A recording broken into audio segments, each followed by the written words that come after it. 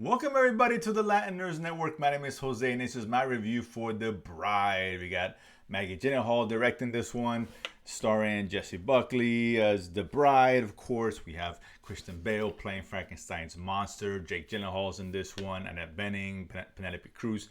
Good cast overall in this one here. It's definitely a unique take on this subject matter. We know those are familiar with The Bride of Frankenstein, more of the horror elements, at least in film anyway. And this one here, I think Gyllenhaal, and I give credit to her, kind of taking a big swing, doing something unique and different with this property in terms of what we're used to seeing, or we think our perception of this movie was going to be, at least for me anyway. And listen, but it's because she took a big swing and did something original from that sense doesn't make the movie good. Not to say it isn't, or it is, but for me, this was kind of a mixed bag, to be perfectly honest with you guys. This one, I didn't quite connect with this film as much as I wanted to. There's a lot of positives. Listen, Gyllenhaal, she does for the most part in terms of the visuals and directing, did a very good job with this one. Christian Bale, he's always good. Chris being Frankenstein, I like his portrayal of it. Jessie Buckley, I thought stole the show. She was great as the bride. She was unhinged, chaotic, much like the film.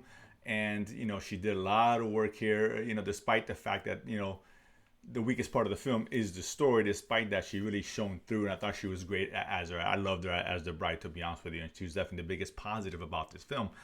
But overall, it just kind of misses the mark for me. Story-wise, the narrative was a little confusing at times, but there's this, particularly in the intro, you have the referencing, I guess there's a character playing Mary Shelley, who wrote the original Frankenstein, is in there. I don't know if it's a ghost of her or a remembrance of her. It's unclear what her role in this movie is, and more kind of like a narrator, or she's speaking through the bride sometimes. It's not really put together enough.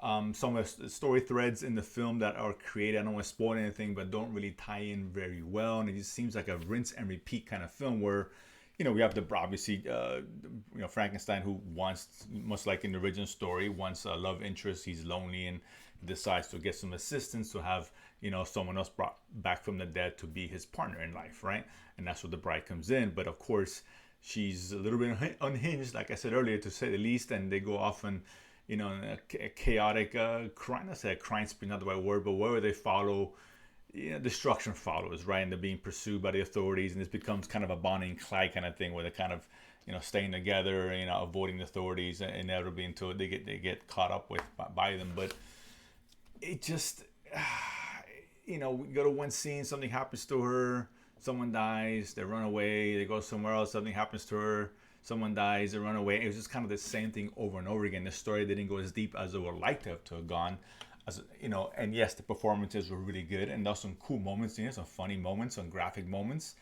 Like I said, this movie has little moments like that, which kind of kept me interested in the film overall, but I was just waiting for something to occur that really kind of grabbed me, and it just didn't. And I don't think this movie is really made for the casual fan. It really isn't, for the casual moviegoer, rather.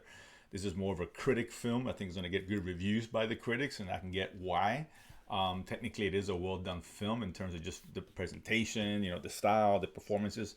But again, story-wise, I think it falls kind of flat, and people are not going to connect. And again, it's weird.